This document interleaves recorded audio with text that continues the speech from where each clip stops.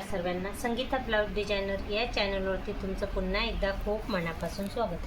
आणि बघा इकडे मीटरचं अस्तर घेतलं आहे बरं का. प्रिन्सेस कट ब्लाऊज कटिंग आहे आणि ना एक घडी 9.5ची येते, म्हणजे 38 साईजचं ब्लाऊज कटिंग आहे. प्रिन्सेस कट आहे, पुढे हुक आहे. आणि बघा त्याच पद्धतीने ना मी आता हे ब्लाऊज स्टिचिंग केलं बरं का, कारण सकाळी ना थोडं घाईच होती आणि आज संध्याकाळपर्यंत पाहिजे त्यांना. तर दोन्ही ब्लाऊज एकाच कस्टमरचे बरं का.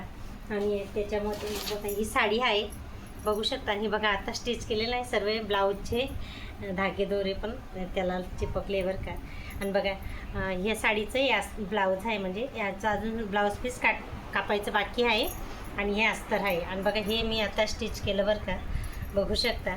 आणि पुढे छान अशी पायपिंगसुद्धा केलेली बघू शकता प्रिन्सेस कटमध्ये. आणि बघा पॉप किती सुंदर आलेला आहे ना, बघू शकता. छान अशी पायपिंग, याच कलरची पायपिंग केली बरं का.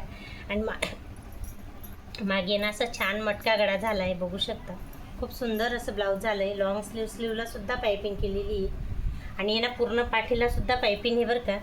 तुम्हाला जवळून दाखवते.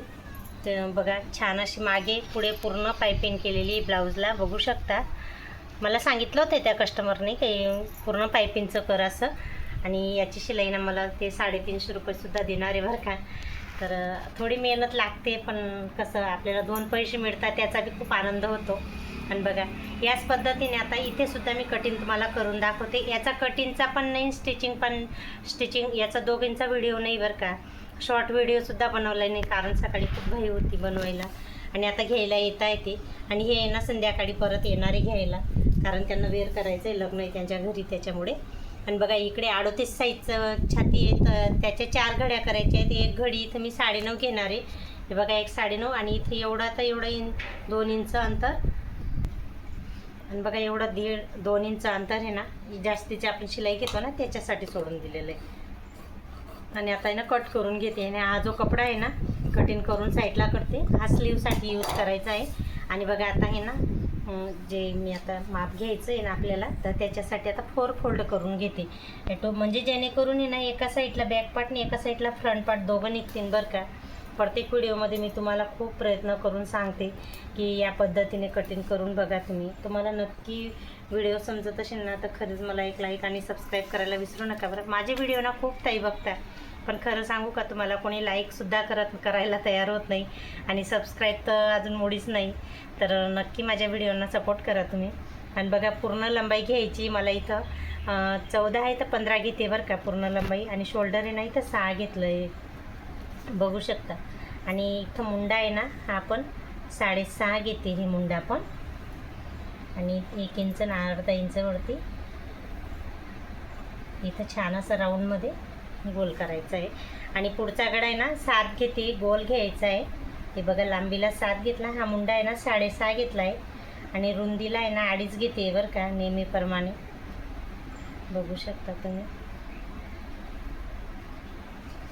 आणि आता छातीची एक घडी आहे ना 9.5 घ्यायची आहे. तर बघा इथं 9.5 घेतली मी.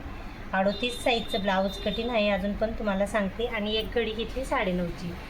आणि कमरेची फिटिंग आहे ना 9 घेते. 36 साईजचं कमर आलेलं आहे, तर इथं 9 घेते मी एक घडी. थोडा जास्तीचा कपडा घेते 1.5 इंचचा इथं.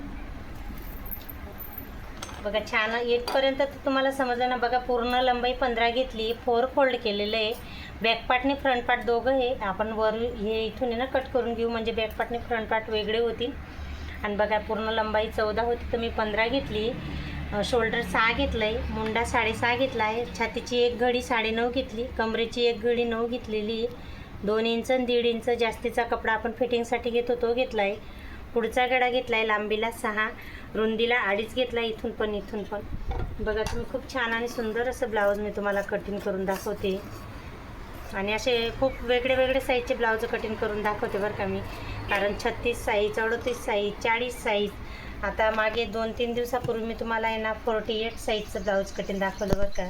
योगपट्टी ब्लाऊज कटिंग होतं. आणि ते कोणत्याही ब्लाऊजला आहे ना मी फार्मा का पेपर पॅटर्न काहीच नाही वापरत बरं का. इथं आहे ना गळा थोडासा मला आहे ना जास्त मोठा वाटला, त्याच्यामुळे मी कट करून थोडा मधूनच कटिंग केलं बरं का.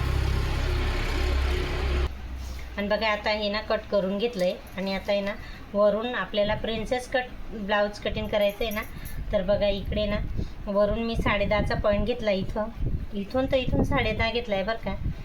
आणि हा आहे ना 3.5चा आपल्याला टिक करायची बघा. आणि हे 3 वरती हे 3.5 घेतलं, हे 3 घेतलं आहे. आणि इथून ये ना याचं मधलं 3 पासून परत आपल्याला इथं 2 घ्यायचं आहे बरं का. आणि सिद्धी लाईन आहे ना 1.5ची घ्यायची. हे बघा छान आणि सुंदर असं ब्लाऊज होतं बरं का प्रिन्सेस कट.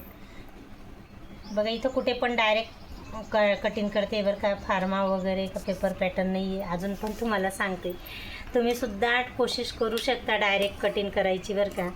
कसं फार्माची जर पेपर पॅटर्नची म्हणजे सवय लागली ना तर आपल्याला त्याच्याशिवाय होऊन नाही.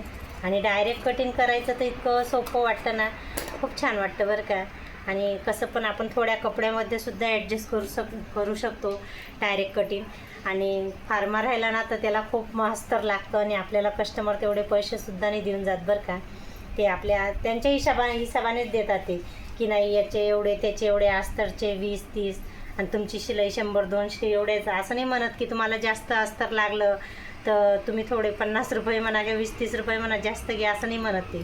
त्याच्यामुळे आपण हे ना थोडं ॲडजस्ट करून शिवायचं. ते पण त्यांना पण म्हणजे वाटेल की ठीक तेव्हा एवढ्या याच्यातच छान शिवलं असं.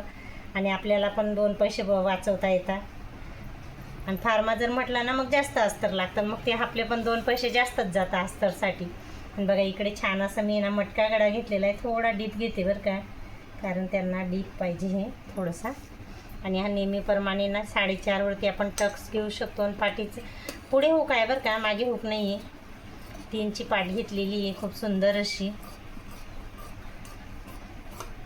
आणि बघा इकडे ना बॅक पार्ट आणि फ्रंट पार्ट मस्त छान असं रेडी करून दाखवलेलं आहे.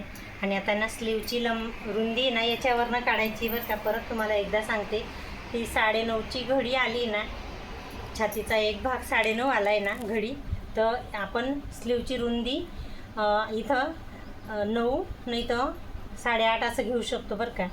तर बघा कपडा जॉईंटसुद्धा करावा लागतो. आता याला तर मला पक्का जॉईंट करावा लागणार आहे, कारण स्लीवची रुंदीसाठी ना कमी पडणार आहे कपडा. तर इथं आहे ना हे जे कपडा आपण आर्मोल्ड कापतो ना, तर तिथून जी पट्ट्या निघतात ना ते आपण ठेवून असं कटिंग करू शकतो बरं का. हे बघा असं मी प्रत्येक ब्लाऊजला आहे ना स्लीवमध्ये या पट्ट्यांचा जॉईंट देते, कारण हे ना रुंदीला कमी पडतं. एक अर्ध्याच ब्लाऊजला नाही कमी पडत बरं का, नाही तर असं कंपल्सरी सर्वांमध्ये कमीच पडतं. आणि बघा इथं स्लीव आहे ना 11 आहे, तर 10.5 आहे, सॉरी 10.5 आहे तर मी 11.5 घेते. आणि इकडनं सुद्धा बघा मी तुम्हाला रुंदी बोलली ना, तर इकडे बघा 9 घेते बरं का. 9.25 घेतली, म्हणजे 9 पण नाही आहे, 9.25 घेतली. तर चालतं थोडंसं इकडे तिकडे ॲडजस्ट करावं लागतं, अर्धा इंच एवढं.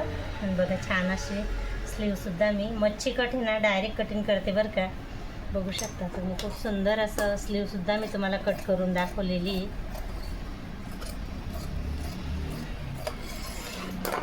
बघा आजचा हा छोटासा प्रिन्सेस कट ब्लाऊज कटिंगचा व्हिडिओ तुम्हाला कसा वाटला? आवडत असेल तर नक्की एक लाईक आणि सबस्क्राईब करायला विसरू नका बरं का.